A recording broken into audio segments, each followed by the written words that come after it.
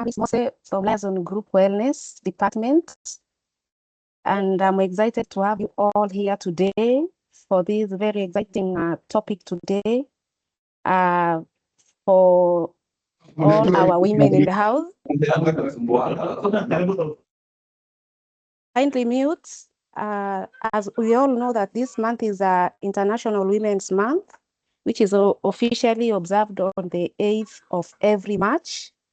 So we thought of having this talk, that is pre-menopause and menopause wellness education, where our facilitator is going to take us through the signs and symptoms and how we can better manage ourselves. So our presenter today is Kennedy Ayo from Maristops, and is already in the house. So I welcome you, Kennedy, to take over and further introduce yourself. So kindly, members, keep on, and in case you have a question, you can raise your hand or you can put up your question in the chat box. Our presenter will be able to attend to you at the end of the presentation. You're welcome, Kennedy.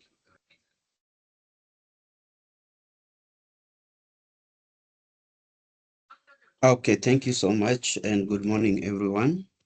You will allow me to appreciate this opportunity to present to you about premenopause and menopause wellness education.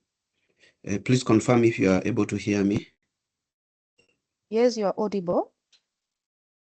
Okay, great. So thank you so much. As been mentioned, I'm Kennedy Ayo. I work with Maristops Kenya as a senior quality assurance advisor in the reproductive health space. I'm also a trainer as well, and also a reproductive health specialist. And so I hope, Cynthia, you'll help me maybe check on the charts any conversation that requires my attention, because I might not be able to see those charts. And again, maybe from the liaisons team, you can allocate somebody to just assist in managing the team by muting the mics that are on, unless maybe they are invited to say something so that we can have a smooth presentation. Is that okay? That's okay, Kennedy. I'm Damaris, as I already mentioned, and I'm from Liaison Group. I'll be taking care of the microphones. I'll be muting them as we go. Okay, thank you so much. So, Cynthia, you help me move the slides, the next, as we continue. Great team. I will start by us understanding. I know we are going to be talking about premenopause and menopause, the signs and symptoms, and also how to manage them and what needs to be done in the long term. So we'll begin by just the basics to understand what is this menstruation, because when we're talking about menopause, it's the menstruation that has paused. It's no longer happening. So before that, do we understand how it happens? Because once we understand that, then as we go along with our discussions, we'll be able to understand the various changes or transitions that are going to be happening. And this is a natural occurrence within a woman's body. And let me begin by this analogy by presenting this slide that you're seeing before you, that menstruation is kind of like an orchestra. I'm using that analogy so that we understand, because it involves coordination of complex activities in a, a cycle manner, or in the process where it begins. So it depends on a number of organs and body parts that are playing very important roles in ensuring that the menstruation that our women experience do occur smoothly. So just as I mentioned, that it's not a single event, but a complex one that leads to coordinated activities. So it involves the brain, involves hormones, which of course we'll see which are these. And from my diagram, you can start seeing there are those hormones we call estrogen, we call progesterone, and also involves the response of the ovary. Ovary has got a very key role to play when it comes to menstruation, and the uterus, which is also the hub. And by the end of it, we are going to be able to see. So let's see how these very critical components play. So the brain has got like the coordinator of these hormones. So we have two parts in the brain. We have the hypothalamus and the pituitary. Sorry, I might be taking it that way so that we can understand them. So from the hypothalamus, we get the release of the gonadotropic hormones, uh, which is the first activator here. And this is sent to the pituitary gland, and pituitary gland is like divided into two. So it's sent to the anterior lobe. Anterior lobe now will stimulate the production of follicle stimulating hormone and another hormone called luteinizing hormone, which are very key signalers when it comes to the regulation of menstruation. So the hormones actually determines when the ovaries should prepare an egg, ovulate, and also adjust the hormone production. So when it comes to the ovaries, because the follicle stimulating hormone and the luteinizing hormone is sent to the ovary, so the ovary will play along under the influence of those hormones, whereby the follicle stimulating hormone will stimulate the follicle, the components within the ovaries that are holding immature egg. Let me use that term. In the medical term, we use ovum. So immature ovum are within the ovaries. So the follicle stimulating hormone stimulates that follicle.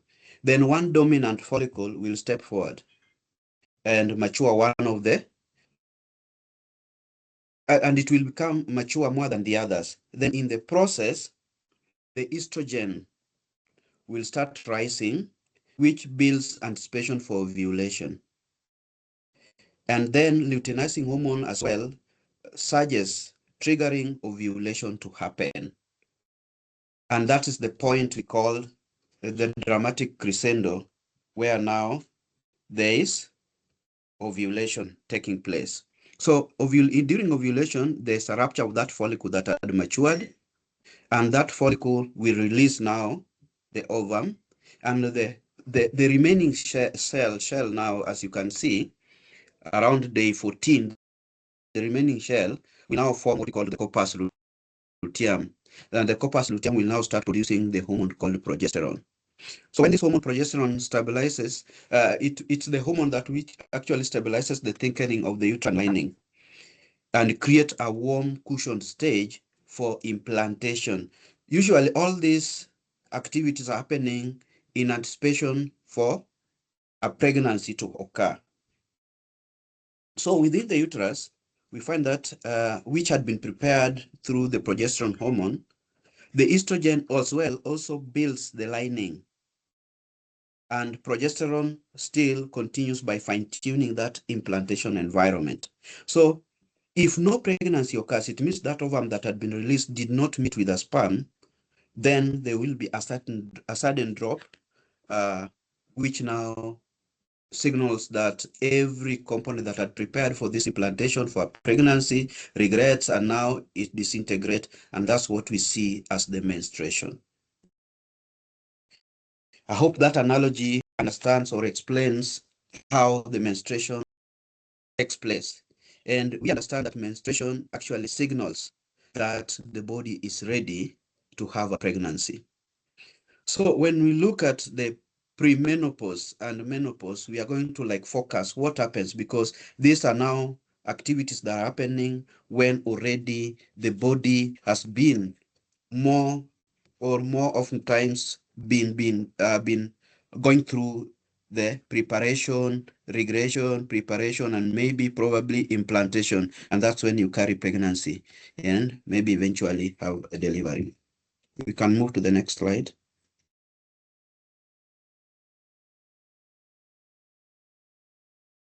Cynthia,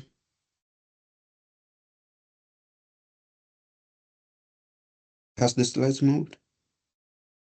Oh, great. Thank you. So we want to understand today our main topic of premenopause and menopause. So I will start by the physiological changes which do occur during the premenopause. And the premenopause, this is a period that marks the early phase of a woman's reproductive transition, where hormonal fluctuations begin to slowly affect physical and emotional well-being. This phase typically begins in the late 30s and maybe can proceed up to early 40s there, the premenopause period.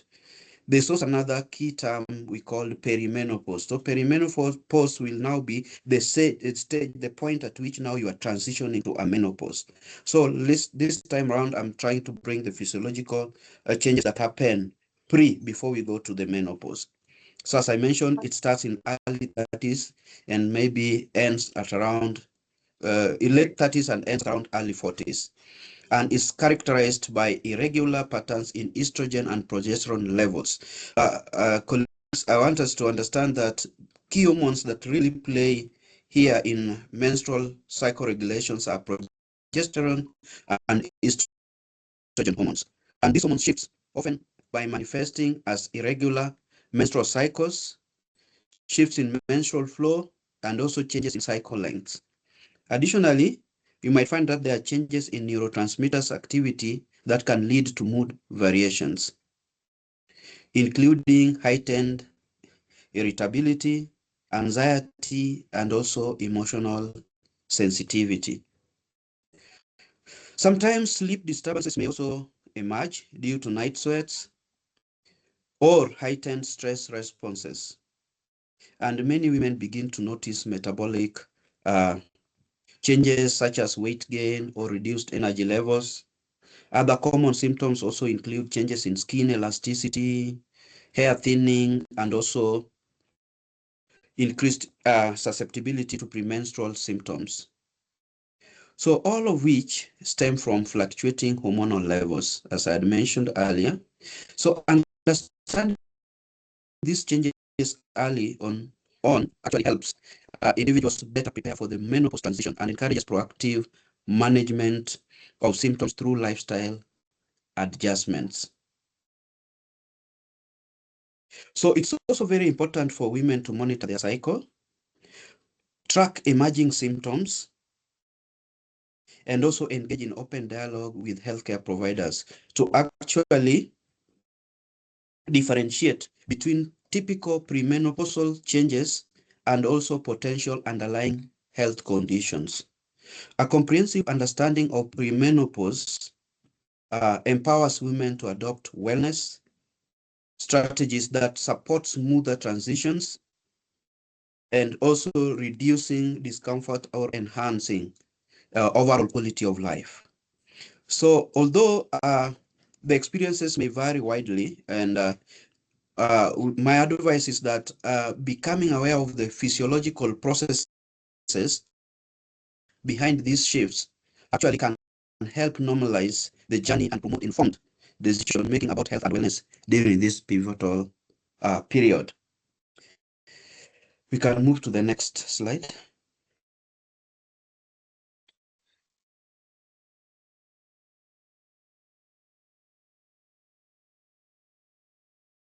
I'm sorry, it's taking a bit of time from my side, but we can move on. Okay. So as we were talking about premenopause stage, allow me to just elaborate a bit on common signs and early symptoms of premenopause so that we can understand it better. So these early signs of premenopause presents a broad range of symptoms that may differ in intensity and frequency from one woman to the other. So I want us to understand that making or becoming aware of crucial for early wellness intervention is very important. So one of the earliest and most recognizable indicators is irregular menstrual cycles, which include changes in flow, skipped periods, or shorter and longer cycles. Hot flashes occasionally and night sweats may begin to occur, even though they are more commonly associated with menopause itself. But we are just saying these are some of the early signs. So you might start seeing hot flashes, night sweats early before your menopause stage. So again, let's understand that signaling the body, these early signs are signaling the body in preparation for the menopause. And I mentioned that menopause will be the point at which menstruation has paused. It's no longer occurring. So women may also experience increased sensitivity to stress, along with symptoms of anxiety or mood instability that seems out of proportion for daily triggers. So physical changes such as breast tenderness, joint stiffness, or headaches can become more noticeable, while shifts in libido or vaginal dryness may also emerge as estrogen levels decline. I hope we are together in understanding how these hormones, the progesterone and estrogens, are playing here. So additionally, other symptoms may also occur, like difficulty sleeping. This can be whether due to restlessness or internal temperatures dysregulations, which of course we had mentioned earlier brings those hot flashes, begin to affect the daily or the quality of rest that maybe a woman may have. And remember, cognitive changes also may happen because some of these hormones also regulate moods, and they play a very important factor in whether you become happy or depressed. So sometimes you might find that there's occasional forgetfulness or difficulty concentrating, sometimes referred to as brain fog. Brain fog is like your brain is clouded. You can't actually, you seem sometimes even to forget to remember some of the words you wanted to say, and that can be something, an indicator that something is happening not right in the body. So accepting these early symptoms allows women to recognize patterns and anticipate further changes as they move closer to their menopause. So many of these symptoms may overlap with common health conditions. So it's very important that early identification of these symptoms and maybe making differentials, like it could not be, maybe it's not associated with other health conditions or underlying health conditions, will now gives women the opportunity to take charge of their well-being, adjust lifestyle choices, and also pursue supportive healthcare guidance. Thank you. We can move to the next slide. So it's very, very important that menopause is understood by evaluating your life during the premenopause stage. And now that we are now transiting to the menopause, this is now the stage at which now the menses now pauses. So allow me to take you through some of the definitions and key characteristics of menopause. And as I mentioned, that menopause presents a natural conclusion of a woman's reproductive years and is clinically defined as the absence of menstruation for 12 consecutive months. It means for us to say that you've reached menopause, you have missed to see your period for consecutively, regularly for 12 good months. That is 1 year.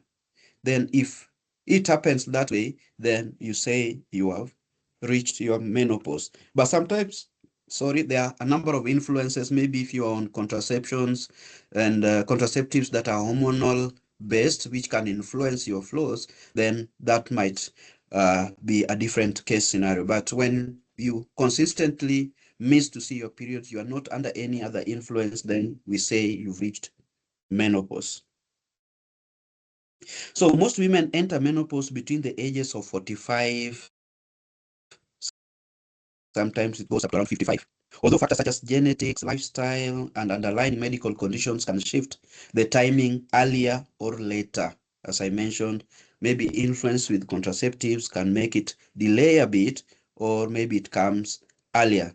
And we've seen some medical conditions like maybe cancers, and you went through treatments like chemotherapy and all that, then you might find yourself going into early menopause before the age even of 45, because the influence or the effects of the medications that you maybe might have undergone through.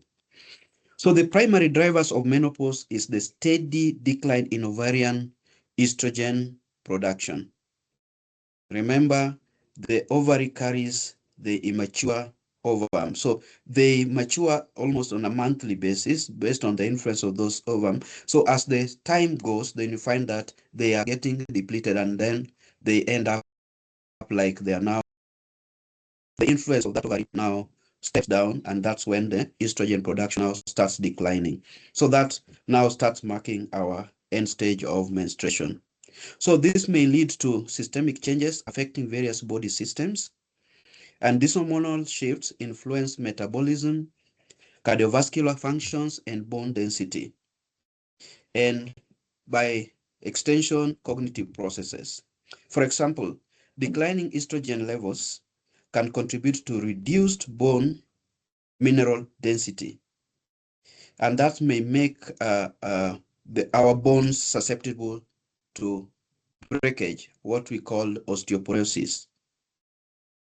So if preventative strategies are not adopted early, menopause also may impact heart health, in that raising the risk of conditions such as hypertension and atherosclerosis. Atherosclerosis is the deposit of fats within the heart system, and that makes it a bit hard to function by pumping the blood as it expected, or thinning the linings of the blood vessels, and that may lead to high blood pressure. I had mentioned that cognitive changes such as difficulty concentrating or short-term memory lapses can become more noticeable during this stage, although they may vary across individuals. There are those that may experience it, those that may not experience it. And I said earlier there that genetics also play a factor. So we said this menopause stage is a natural process, biological process, and the psychological impacts can be more profound as many women grapple with shifting identity during this time, aging concerns, remember, and also changes in sexual functions. I mentioned some of the early warnings, and maybe vaginal dryness. You find your skin thinning and those hot flashes coming in. So there might be that kind of interference with shifting identity, that you are now at that stage. There's nothing you can do, as mentioned, it's a natural process, but we experience it differently. So by recognizing this menopause as a normal life transition, rather than a medical problem, allows women to approach it with empowerment. If you have the right knowledge, you are prepared for it, and support that is required. So we might end up understanding it further, because when you're prepared and you're empowered for it, you're ready for it, then you find that long-term well-being is much more guaranteed as you navigate through these physical and emotional changes that are associated with this stage. So what are these some of the long-term and health preventive care that is required? Next slide. Well, long-term health during and after menopause requires proactive strategies to support bone strength. Remember, I said about you need to support that bone strength, the cardiovascular wellness because of those fat deposits due to shifts of those hormones that are happening, and also emotional resilience. This is very critical because estrogen declines significantly, and that will increase the risk of osteoporosis, making bone health a top priority during this stage. So you are advised that adequate intake of calcium and vitamin D, which we combined with weight-bearing exercises such as maybe walking, resistance training, the yogas, that is the dancing, helps maintain bone density just to be strong enough not to continue with the regression, or maybe becoming weaker and weaker, and that can lead to fractures, and that might not be good for us. And I think you've seen even some people, to some people, it even helps, it leads to change of gait. How now the posture of one now starts changing due to the weakness that are happening within the bone structure. So heart health is equally very important as a menopause As menopause shifts, cholesterol balances and affects vascular functions, which actually are very critical in our well-being. So that may lead to increased risk of hypertension and other cardiovascular diseases. So a heart that is healthy is very important for us. So lifestyle includes regular aerobic activities that might also help reduce the fat deposits. And again, let's reduce the intake of saturated fats and processed foods, which actually are recipes of more fat deposits, unhealthy fat deposits within our hearts or within our body. And we need to maintain a healthy weight. So healthy weight, if you engage in exercises, I said even yogas, walking, all that helps us as much as they are strengthening our bones or the skeletal structure, we are also helping to the health of the heart. Again, remember I mentioned about the emotional resilience. So emotional well-being plays a very crucial role in the long-term health, as many women may experience shifts in mood, identity, or stress tolerance during menopause. So developing emotional resilience through counseling, mindfulness, or support groups provides a sense of connection and also reduces feelings of isolation. Again, during this period, you need to have healthy sleep patterns, meaningful social engagements, and maintaining purpose-driven routines. This, if we do that, will actually enhance emotional health. And again, regular medical checkups is very important at this time, including bone density scans can be done, cholesterol level screenings, and gynecological evaluations. This will allow for early detection of potential issues and again, integrating preventive care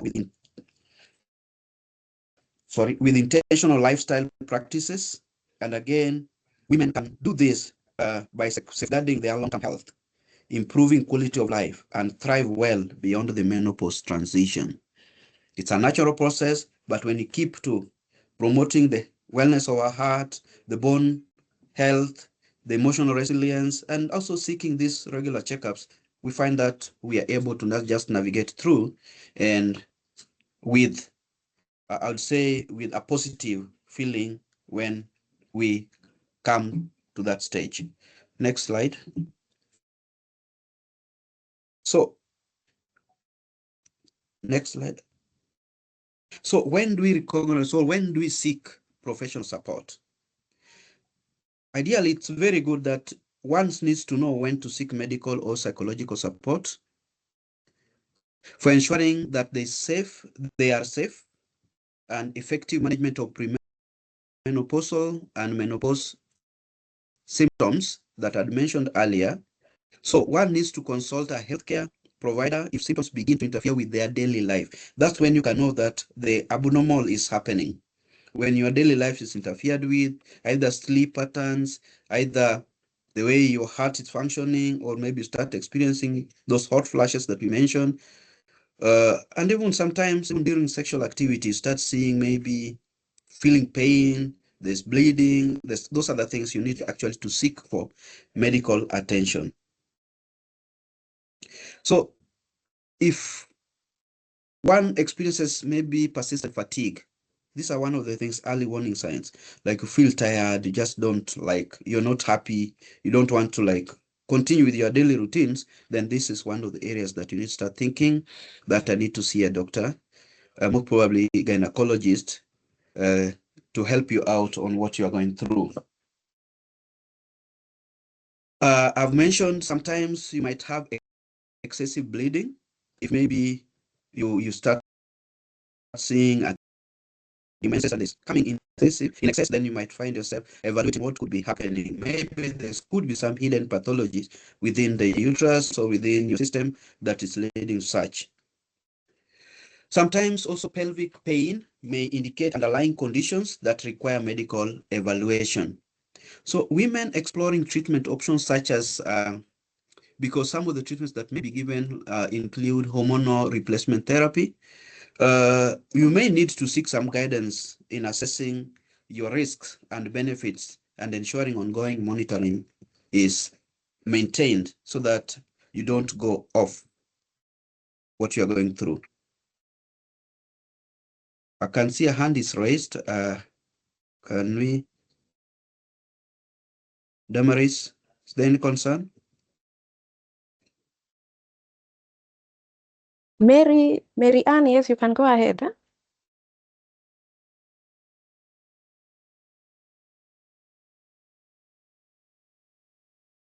I think she raised by mistake. As I mentioned that we will do the answering of questions at the end of the presentation. Kindly proceed.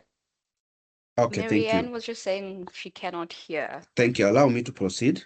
So, as I was mentioning, that professional support is also very important for symptoms related to sexual health, including severe vaginal dryness, pain during intercourse, and also reduced libido, as these concerns can often be treated effectively with targeted therapies. I had mentioned about hormonal replacement therapies. So emotional or mental well-being concerns such as depression, anxieties, or overwhelming stress is also warranted to be evaluated. So psychological support through counseling, therapy, or community resources are very important in ensuring our emotional stability. It's my advice that women should remain very proactive about routine screenings, including mammograms, this is checking on our breasts, and also bone density tests, cardiovascular evaluations, which actually play a very key role in prevention and also early detection of any deviation from the normal transition of pre to menopause, as mentioned. So it said that we need to recognize these things early, and it's very important to reach the consultant or the healthcare provider early in time to allow you to address concerns promptly. Because if you go late, it might be a bit hectic in management, but early detection helps us to like prevent or avoid any other complications that may occur. And you are advised to take control over your health journey. And I mentioned that menopause is a natural occurrence. Please, let's maintain that as well. Sorry for the background noise. I'm in a clinic, so maybe you might hear some noise at the background. Next slide, please.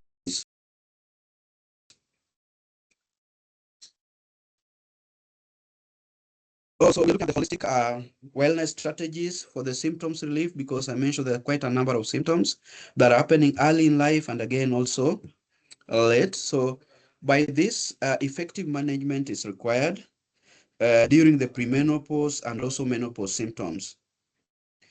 And this, as mentioned, that we need to integrate a number of interventions to help us go or navigate through. One of them is nutrition, physical activity, stress reduction, and also consistent self-care practices. So nutrient-rich diet emphasizing whole foods, lean proteins, whole grains, healthy fats, and also antioxidants rich fruits and vegetables support both hormonal balances and energy stability. So consuming calcium and vitamin D rich foods helps maintain bone density, while minimizing caffeine, alcohol, and sugar intakes can also help stabilize mood and reduce hot flashes frequencies. So regular exercises, as mentioned, also including strength training, cardiovascular workouts, and also flexibility based on practices such as yoga. I think that plays a very crucial role in preventing or preserving our muscle mass, and again preventing weakness in the bones. Will that also support the heart and also help in easing anxiety? Let's say you are in a yoga, maybe a gym, you're dancing, you find that your anxiety levels will now start maybe going down. So mind-body practices like meditation, I think if you visit a psychologist, you'll be told that meditation is part of a therapy that actually helps you overcome other concerning matters.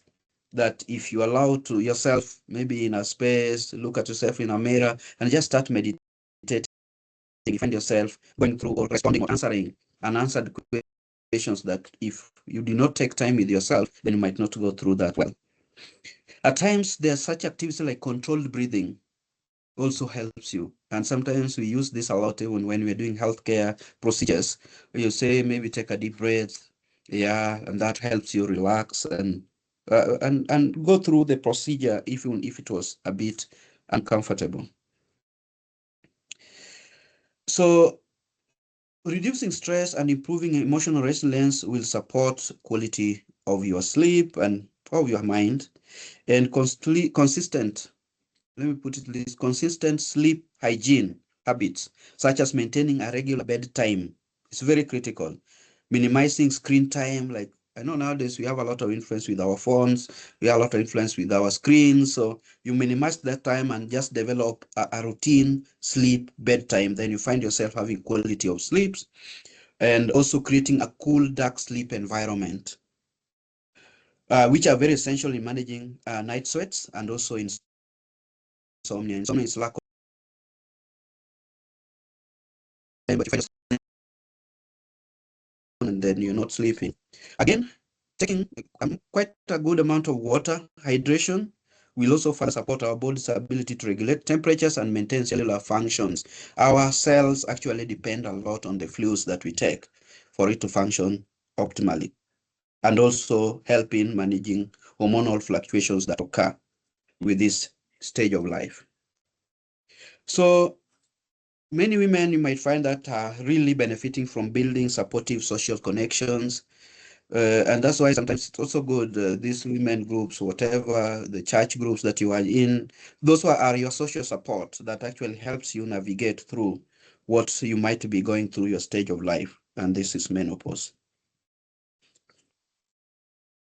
Emotional well-being is very critical and plays a very significant role in the overall health. So we need actually to engage in such activities that I mentioned. And by adopting a preventive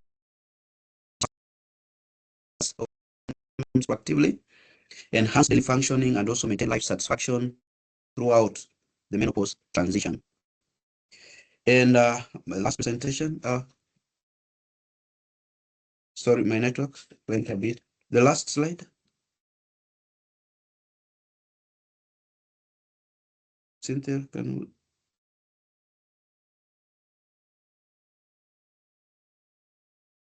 okay, thank you. So it's very important now that we understand that as we are going through these processes, we are required to also understand those hormonal replacement therapy, which help us to manage the menopause. And we also have non-hormonal treatments options as well. So it's very important that treatment options for menopause and premenopause symptoms, which include those both hormonal and non-hormonal approaches, allow women to personalize their care based on their health needs. And I mentioned that sometimes these happen one woman to the other. And the risk factors also might be different because there could be other comorbidities or underlying conditions that may precipitate or maybe may aggravate the occurrence of these signs and symptoms of menopause. Sorry. So hormonal replacement is one of the most effective treatments for managing severe hot flashes, night sweats, and vaginal dryness. So it typically involves replacing estrogen, which can be done alone or in a combination of estrogen and progesterone hormone. Remember, the estrogen and progesterone are the key hormones here. So sometimes there are prescriptions you're given that are replacing those hormones so that their levels are maintained to a significant state that helps you navigate your health, the daily health well. So there's also sometimes where this may only have a lot of influence when a woman still has the uterus on. And remember, there are some medications, some treatments sometimes we undergo in life. Let's say, for example, removal of the uterus. And I said the hormones that we are talking about, the estrogen, progesterone, have a lot of influence in the uterus. And through that, the ovaries and all that, they have to regulate our body functions. And absence of which is now that we are experiencing these premenopausal symptoms and menopause symptoms that we are going through. So the replacement of hormones will actually work well whether, depending on whether the woman still has the uterus on, uh, then that might also influence the prescription that the doctor may be able to give you. Again, topical estrogen therapies may also be given. These are now applied as creams, rings, or tablets, which offer targeted relief for vaginal symptoms without significantly impacting systemic hormonal levels. So those topical applications are also available. However, the hormonal replacement therapy is not appropriate for every dimension, and told healthcare providers to discuss potential benefits and risks that may be associated with those therapies, like increased likelihood of blood clots or certain cancers. Might also be evaluated before a doctor prescribes to you those hormonal replacement medications. So non-hormonal options are also available, which include herbal supplements such as, I think you heard about this, black cohosh or red clove, though this should be used cautiously due to inconsistent clinical evidence. Yeah, they are there practically. I know some of us have heard about this around wherever we live in, the likes of, sorry to mention them, the Greenwalds and the others, the herbal, and they have a lot of supplements, which actually they tend to market that work better than the conventional medicine, but they may also involve a lot of research and also evidences on their work, but they are also believed to support. And sometimes the supplementals are actually also working, but this is also dependent on the evaluation of the consulting doctor to allow you proceed with them. So they are also, I said, due to help in mood stabilization, prescription medications such as we call them SSRIs. This is selective serotonin reuptake inhibitors that actually try to inhibit the absorption of some of the hormones that boosts our moods. So such prescriptions can also be given, and they've shown to improve emotional health and reduce perceived symptoms of symptom severity. Again, practical strategies like wearing breathable clothing, using cooling pillows, and maintaining a cool home environment can ease the discomfort. And I would say women may benefit from a personalized, well-informed approach to managing symptoms by integrating medical guidance, lifestyle adjustments, and also complementary therapies for a comprehensive support. Thank you. I think that marks the end of my presentation, and we now ready to respond to any concerns, questions that may be raised regarding premenopause and menopause. Thank you.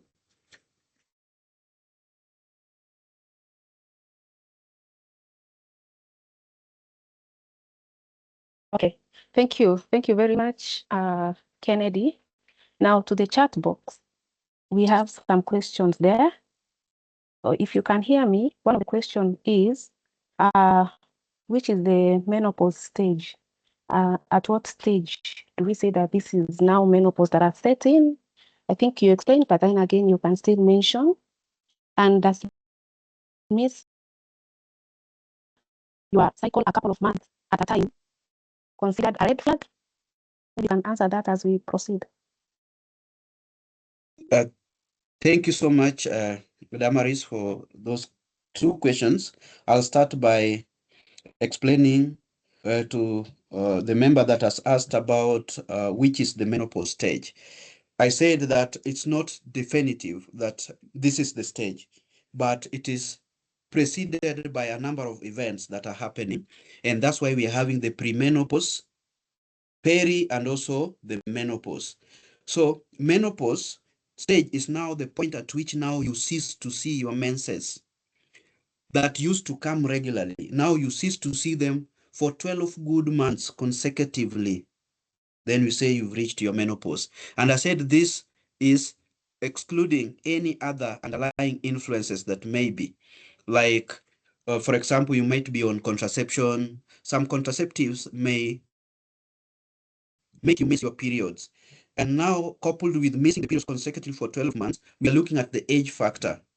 And we said the premenopause may start early or late, not early 40s or late 30s, a premenopause stage may start. But menopause, presumably or averagely starts from the age of 45 onwards, up to even 55.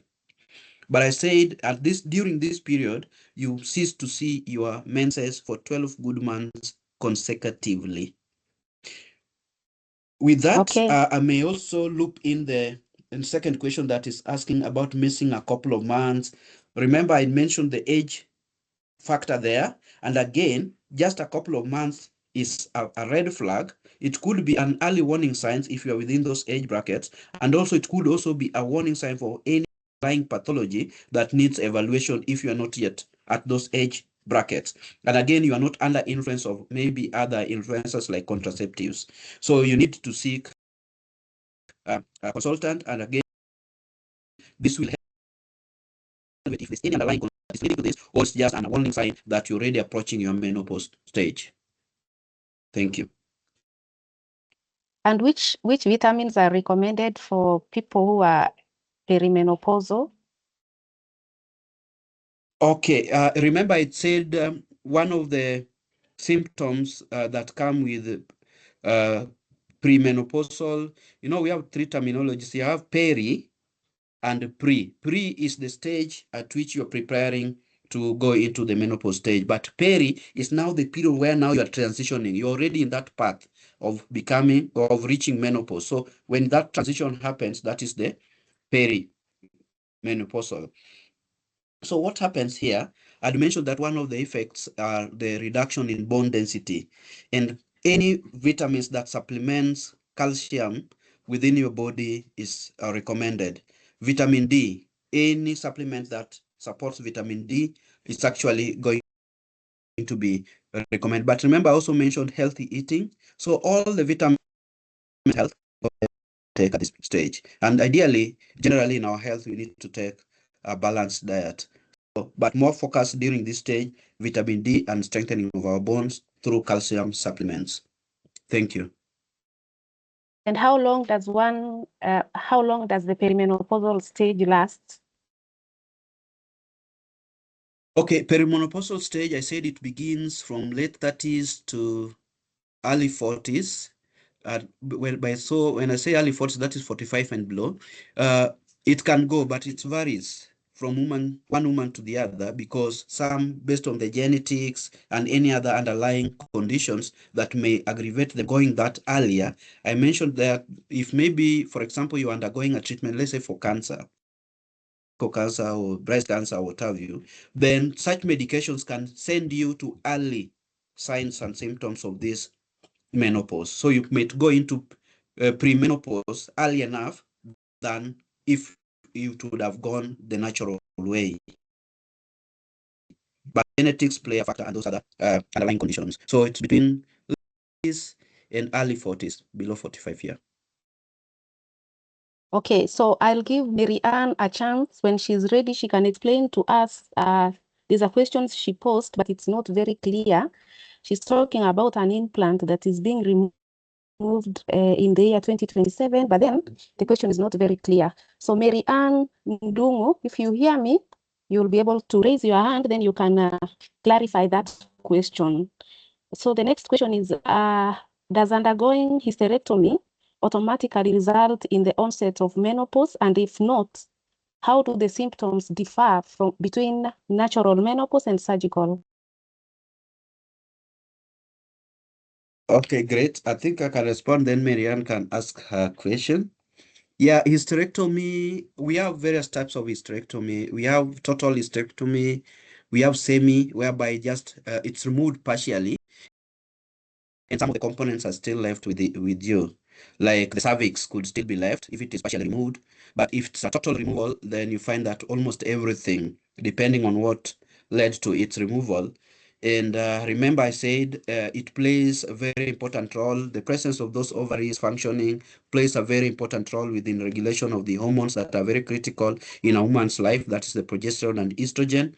So I find that removing them in that period, it may affect your your menopause stage, because early, it's like you're being sent to early menopause if it happens early in life. But if it happens when you've already reached your menopause, it might have very minimal influence. But if be it as it may be that it happens, then the doctor will be able to prescribe for you some maintenance therapy, and this is the time now you'll be adequately be supported to receive those hormonal replacements, because naturally whatever was helping in manufacturing them is out, so you need that support as well.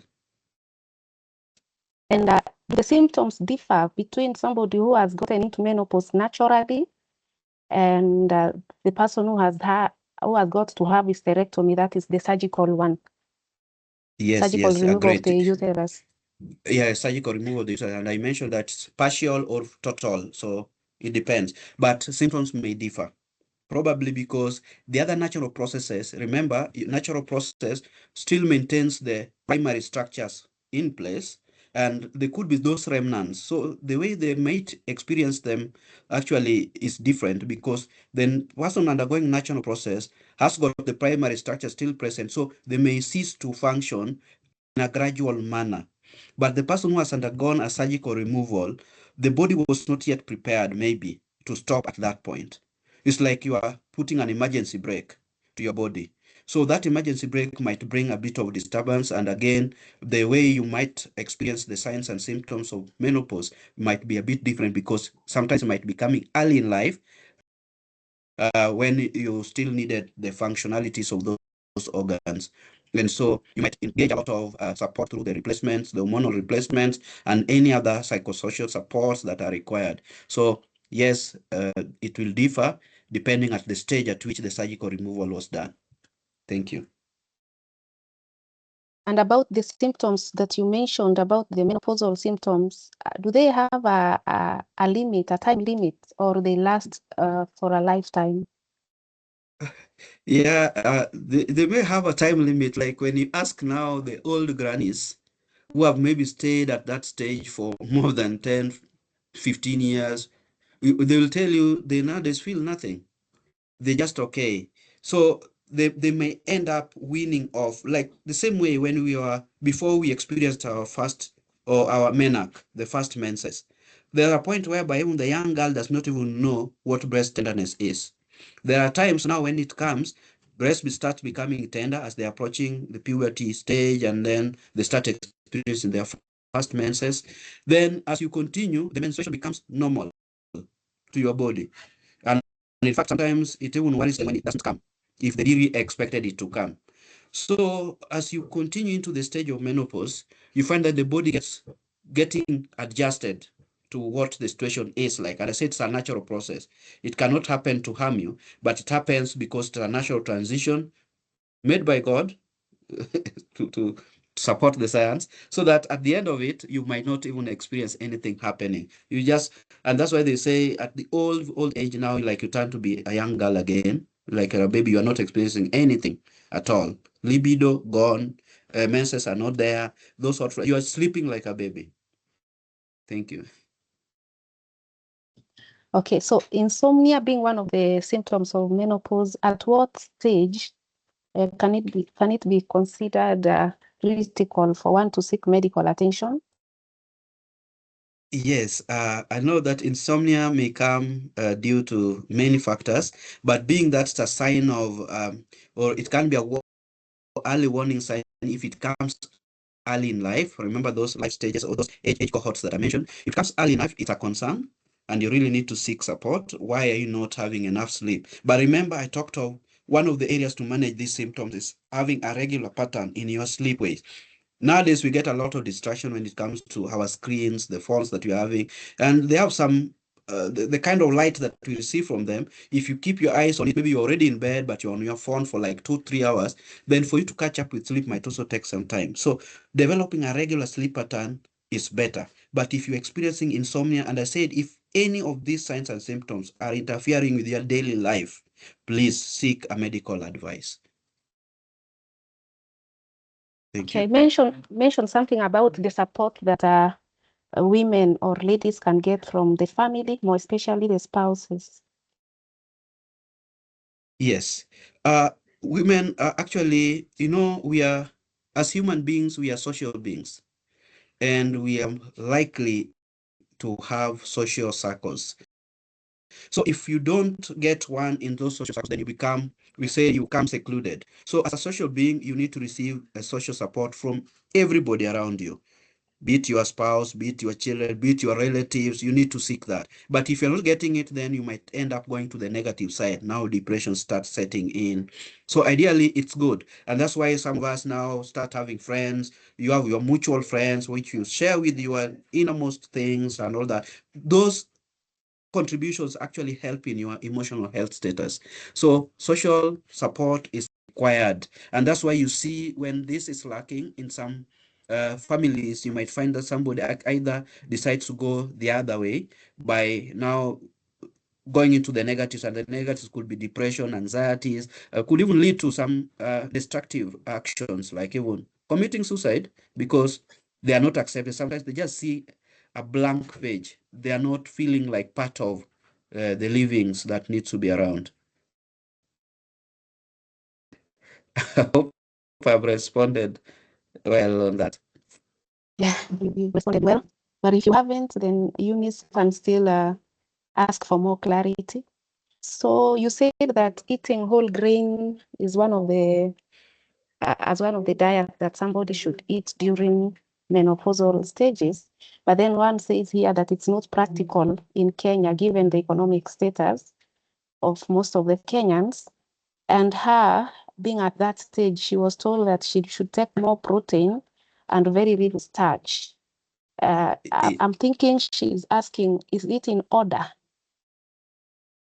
Yeah, I mentioned eating whole grain. I don't know if I mentioned whole grain, like if you look at a maize meal, for it to be a whole grain, it means it might be whole with everything. There are some of the maize meal that we receive that are shifted. They are part of that maize meal that has been removed. So when I mention whole grain, it helps a lot. It improves your fiber uptake. It improves the nutrients that you need to get from it. So whole grain is very practical. It means that sometimes when you say it's impractical, it's like, what type of grains are you taking and where are you taking it? Because sometimes, like you see, they say those are living in the village are actually consuming more nutrients than those some of us who are in town, which of course we are relying on a lot of processed foods. And these processed foods, there are some components that are very critical in that food stuff that is been removed just to help it maybe stay longer or maybe to look better for us to eat, because we sometimes go for appealing stuff than what is healthy for us to consume. So it's good, as had been advised, by taking those proteins and what have you, because we just want you to stay healthy. Reduce on saturated fats that I'd mentioned. Take healthy fats. So those are what are required for us to navigate through this stage of life. But ideally, navigate through our entire life, we need to eat healthy. And whole grains are part of eating healthy to support you.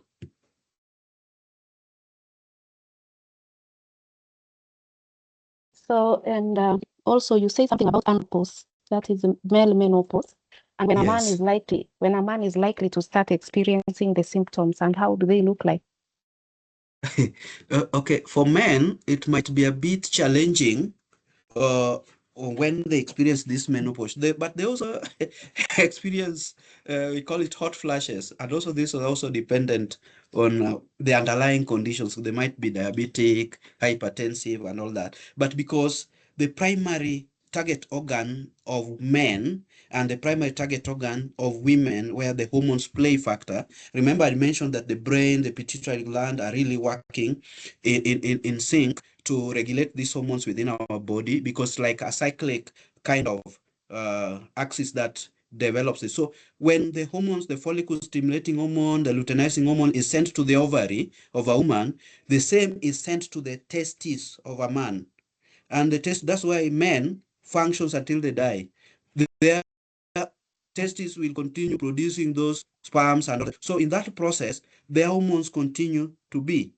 And you might find that with them to undergo this menopause, they might not experience it much, simply because their functionality of these hormones working within their body continues to run. It might just only diminish based on the underlying pathology. Maybe something has affected the testes or something has affected the brain where these signals are sent from. Then that may send them to start experiencing those hot flashes, dysfunctionalities of their reproductive system. But there's a very thin line for them to start experiencing the menopause stage, because there's no stage when their spermatogenesis will stop. It will continue because the test is very active. Thank you.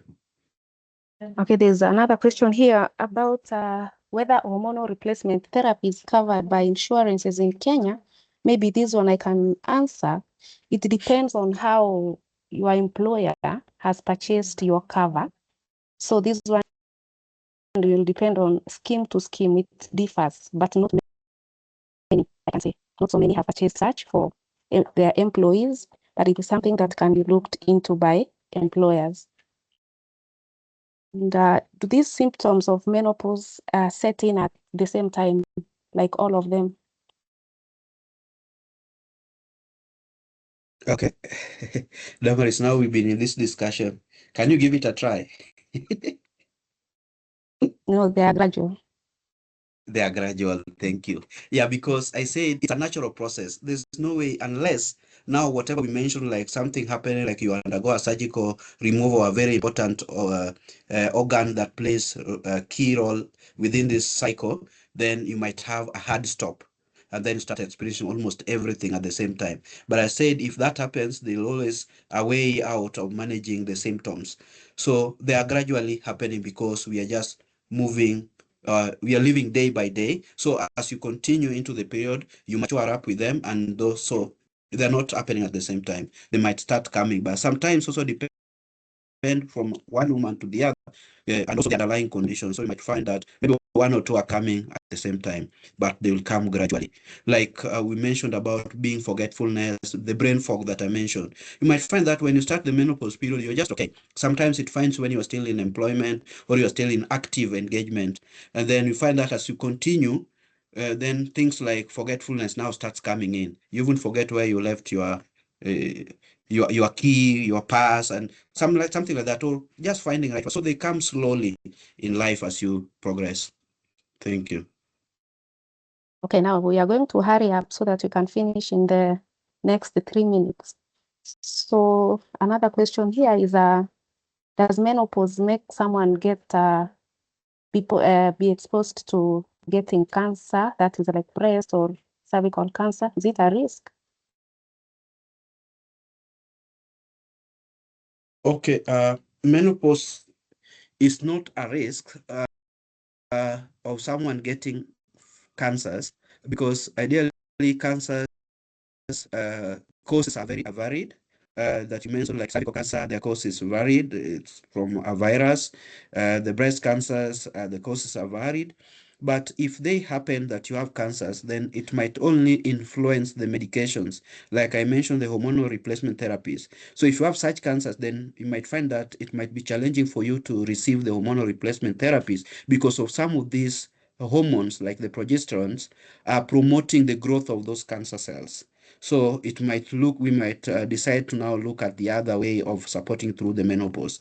And again, uh, maybe during your menopause, you might have not started experiencing any cancerous symptoms, but in the process of, maybe it was something that was very dormant, so it's coming up, and in the process of getting this hormonal replacement, like they now start like blowing out, and now they start coming up. But once this happen, then you need to just seek medical attention so that the doctor may evaluate and see which way managing the cancer and also versus with the managing the menopausal symptoms. So either it can influence due to what actually came first. Thank you. What could cause some ladies to have delayed periods after delivery that can last even more than a year?